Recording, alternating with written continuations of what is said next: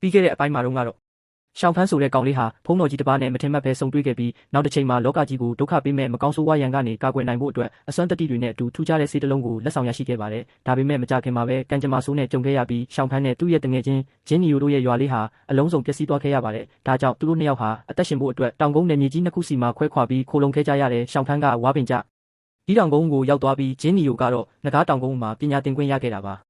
ရှောင်းဖန်းတယောက်ဝါပင်တောင်ကုန်းကိုရောက်ချင်းမှာပဲစီနီယာတွေရဲ့အနိုင်ကျင့်တာကိုခံခဲ့ရပေမဲ့တောင်ကုန်းအုပ်ချုပ်သူရဲ့သမီးဖြစ်သူဂျွိုင်းကသူ့ကိုကူညီကယ်တင်ပေးခဲ့ပါတယ်။အဲ့ဒီနောက်မှာတော့ရှောင်းဖန်းဟာစီနီယာဆောင်ရဲ့လက်အောက်မှာပညာစတင်သင်ယူရပြီးနေတိုင်းဝါပင်တွေခုတ်ဖို့တာဝန်ပေးခံရပါတယ်။အစပိုင်းမှာဝါတပင်တောင်မခုတ်နိုင်လို့လူတိုင်းရဲ့အထင်သေးမှုကိုခံခဲ့ရပေမဲ့ရှောင်းဖန်းဟာအရှက်ရမှုတွေနဲ့ကြာရှုံးမှုတွေကိုကြံ့ကြံ့ခံပြီးနေနေညံ့ညံ့မနာတမ်းစူးစမ်းအားထုတ်ခဲ့ပါတယ်။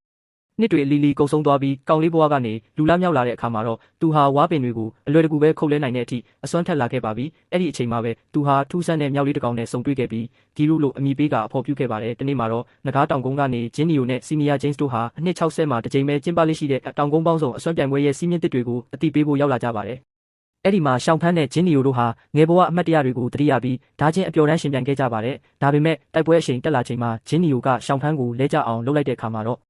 ့ဒါကိုဘေးကနေမြင်သွားတဲ့ဂျွိုင်းကအထင်လွဲသွားပြီးဂျင်းနီယိုတယောက်သူ့တငယ်ချင်းကိုတကယ်ပဲအသက်အန္တရာယ်ပြုလို့မယ်လို့ထင်ပြီးစိုးရိမ်တကြီးဖြစ်သွားပါတော့တယ်။ဂျင်းနီယိုကရှောင်းဖန်းကိုတကယ်တတ်တော့မယ်လို့အထင်မှားသွားတဲ့ဂျွိုင်းဟာသူ့ရဲ့မော့တက်ပါတဲ့ဖဲကျိုးနဲ့ဂျင်းနီယိုကိုချီနှောင်ပြီးတားဆီးလိုက်ပါတော့တယ်။ဒီလိုအလုတ်ခံရလို့ဒေါသထွက်သွားတဲ့ဂျင်းနီယိုကလည်းသူ့ရဲ့ငကားဝိညာဉ်အစွမ်းနဲ့ဂျွိုင်းကိုပြန်လည်တိုက်ခိုက်ဖို့ကြိုးစားခဲ့ပါတယ်။အဲ့ဒီအချိန်မှာပဲစီနီယာဂျိမ်းရောက်လာပြီးဂျွိုင်းကိုအန္တရာယ်ကနေကာကွယ်ပေးခဲ့တာပါ။ဝါပင်တောင်ကုန်းရဲ့အုပ်ချုပ်သူရောက်လာတဲ့အခါမှာတော့အခြေအနေတွေကတင်းမာသွားပြီးအထင်လွဲမှားမှုတွေကိုသူကလုံးဝနားမထောင်ပဲဒေါသတကြ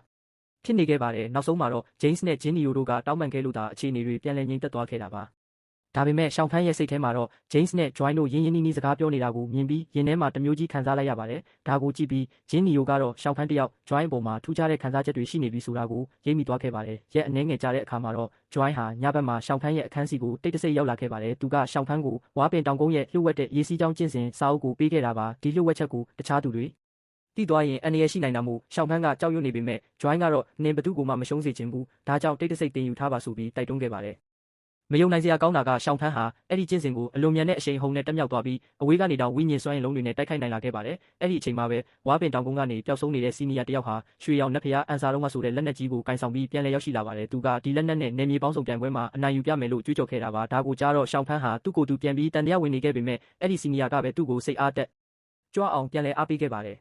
တစ်ဖက်မှာလည်းဂျင်းနီယိုဟာငကားတောင်ကုန်းရဲ့အရှင်သခင်ကသူ့အပေါ်မှာအများကြီးမျှော်လင့်ထားတာကြောင့်အပြင်းထန်လေ့ကျင့်နေခဲ့ပါတယ်။သူ့ကိုတခြားတပည့်တွေမနာလိုဖြစ်ရလောက်တဲ့ငကားသားကိုတောင်အနှင်းထားခဲ့တာပါ။ဒီလိုနဲ့နယ်မြေအသီးသီးမှာပြိုင်ပွဲအတွက်ပြင်ဆင်နေကြချိန်မှာပဲဂိုင်းချုပ်ကြီးစီကိုတော့လောကကြီးမှာမကောင်းဆိုးဝါးအစွမ်းတတိတွေပုံမူကြီးထွားလာနေပြီဆိုတဲ့လှုပ်ဝက်သတင်းတစ်ခုရောက်ရှိလာပါတော့တယ်။ဒါကြောင့်ဂိုင်းချုပ်ကြီးကဒီတစ်ခေါက်နယ်မြေပေါင်းစုံပြိုင်ပွဲမှာအနိုင်ရတဲ့သူတွေကိုအခြေအနေအမှန်ကိုတွားရောက်စုံစမ်းခိုင်းဖို့ဆုံးဖြတ်လိုက်ပါတော့တယ်။နောက်ဆုံးမှာတော့အားလုံးကစောင့်မျှော်နေကြတဲ့နယ်မြေပေါင်းစုံပြိုင်ပွဲကြီးစတင်ခဲ့ပါပြီ။တပည့်တိုင်းကမိမိတို့ရဲ့အစွမ်းထက်တဲ့လက်နက်တွေကိုကင်ဆောင်ပြီးအသင့်ပြင်ထားကြပေမဲ့ရှောင်းဖန်းကတော့ဝါတုတ်တစ်ချောင်းနဲ့ရောက်လာခဲ့တာပါ။ဒါကိုမြင်တဲ့သူတိုင်းကသူ့ကိုဝိုင်းပြီးလှောင်ပြောင်ကြတာပေါ့။ဒါပေမဲ့ဂျွိုင်းကတော့ရှောင်းဖန်းကိုအားပေးတဲ့အနေနဲ့သူမရဲ့အဖိုးတန်သားကိုထုတ်ပေးခဲ့ပါတယ်။ဒီပြိုင်ပွဲမှာအနိုင်ရတဲ့သူဟာတိုက်ခိုက်မှုမှန်သမျှကိုပြန်လည်ခုခံနိုင်စွမ်းရှိတဲ့အချောက်ထောက်မှန်ပြောင်းဆိုတဲ့နက်ဖျားလက်နက်ကိုစုဖြစ်ရရှိမှာဖြစ်ပါတယ်။ကန်ဆန်းမဲနိုင်တဲ့အခါမှာတော့ရှောင်းဖန်းကနံပါတ်1ကိုရရှိခဲ့ပါတယ်။ဒါပေမဲ့သူ့ရဲ့ပြိုင်ပွဲဖြစ်တဲ့နံပါတ်64ကျောင်းသားရောက်မလာတာကြောင့်ရှောင်းဖန်းဟာဘာမှမလုပ်လိုက်ရပဲနောက်တစ်ဆင့်ကိုတက်သွားခဲ့တာပါ။ပြိုင်ပွဲတွေတပွဲပြီးတပွဲဆက်လာရင်းနဲ့တပိတ်တော်များများလည်းရှုံးနေသွားကြပါတယ်။ဂျွိုင်းရဲ့ပွဲစဉ်မှာတော့ပြိုင်ပွဲကျောင်းသားကကြောက်တုံးကြီးတွေနဲ့သူမကိုဖိနှိပ်ထားလို့ရှောင်းဖန်းခများဘာမှမလုပ်ပေးနိုင်ပဲကြည့်နေခဲ့ရပါတယ်။ဒါပေမဲ့ထူးဆန်းတာကရှောင်းဖန်းရဲ့ဝါတုတ်ဟာသူ့အလိုလိုအမီပြောင်လင်းနှံတွေထွက်လာပြီးဂျွိုင်းကိုပိတ်မိနေတဲ့ကြောက်တုံးကြီးတွေကိုရိုက်ခွဲပစ်လိုက်တာပါ။ဒါကိုဘယ်သူမှနားမလည်နိုင်ပဲအံ့ဩနေခဲ့ကြပါတယ်။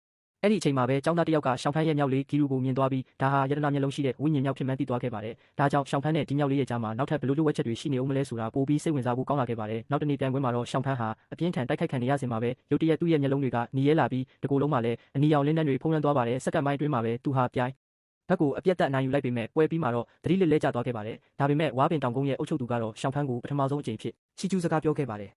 ယ်နောက်ဆုံးမှာတော့အရေးကြီးဆုံးပွဲစဉ်ဖြစ်တဲ့ရှောင်းဖန်းနဲ့ရော့စီတို့ရဲ့ပွဲစဉ်ရောက်ရှိလာပါပြီ။ရော့စီဟာအလွန်အစွမ်းထက်သလိုသူမရဲ့လှုပ်ရှားမှုနဲ့တိုက်ကွက်တွေကလည်းကြောက်စရာကောင်းလာပါတယ်။သူမရဲ့အရှိန်ဟုန်ကြောင့်ရှောင်းဖန်းတယောက်အကြိမ်ကြိမ်လဲကျပြီးအရေးနှိမ့်နေခဲ့ရပါတော့တယ်။ရှောင်းဖန်းဟာအကြိမ်ကြိမ်လဲကျပြီးပါးစပ်ကနေသွေးတွေအန်တဲ့အထိဒဏ်ရာရနေပေမဲ့ဇွဲမလျှော့ပဲပြန်ထရက်နေခဲ့ပါတယ်။အဲ့ဒီခိုက်တက်မှာပဲအနီရောင်လင်းနှန်းတွေထပ်မံထွက်ပေါ်လာပြီးရော့စီရဲ့ပြင်းထန်လာတဲ့တိုက်ကွက်တွေကိုအံ့ဩစရာကောင်းအောင်ပြန်လည်ခုခံနိုင်ခဲ့ပါတယ်။ဒါကိုမြင်တော့ရော့စီလည်းအံ့အားသင့်သွားပြီးသူမရဲ့အန်ရရှိဆုံးတိုက်ကွက်ကြီးနဲ့ပွဲသိမ်းဖို့အပြင်းထန်ပြင်ဆင်လိုက်ပါတော့တယ်။ဒါပေမဲ့အဲ့ဒီအချိန်မှာပဲရှောင်းဖန်းရဲ့စိတ်ထဲမှာဂျွိုင်းတာသူချစ်တဲ့သူနဲ့ပျော်ရွှင်ရမယ်ဆိုရင်ငါအနေနဲ့မနာလိုဖြစ်မနေတင်ဘူးဟာဆိုတဲ့တွေးဝင်လာပြီးစိတ်တွေကရုတ်တရက်တည်ငြိမ်သွားခဲ့ပါတယ်သူဟာလက်ထဲကဝါတို့ကိုဘေးဖယ်ပြီးခုခံတာကိုလုံးဝရက်လိုက်တဲ့အခါမှာတော့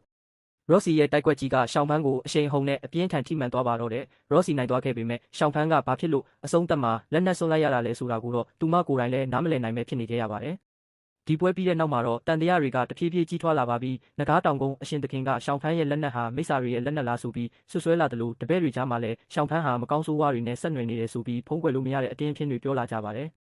ရှောင်းဖန်းတယောက်ငါးစီကထွက်တဲ့အနီရောင်လင်းတွေကတကယ်ပဲအောက်လန်းတက်တွေလာဆိုပြီးစိတ်တက်တွေအပြင်းထန်ပြိုလဲနေခဲ့ရပါတယ်အရှိမတော့မကောင်းဆိုးဝါးကိုင်းတွေရဲ့ထိတ်လန့်စရာလှုပ်ဝက်ချက်တွေကစောင့်ကြိုနေပါပြီဇလန်းရဲ့အပိုင်းကတော့ဒီမှာတင်ဖြစ်တရရနာသွားပြီးမဲ့စစ်မှန်တဲ့တိုက်ပွဲကြီးကတော့အခုမှစတင်တော့မှာဖြစ်ပါတယ်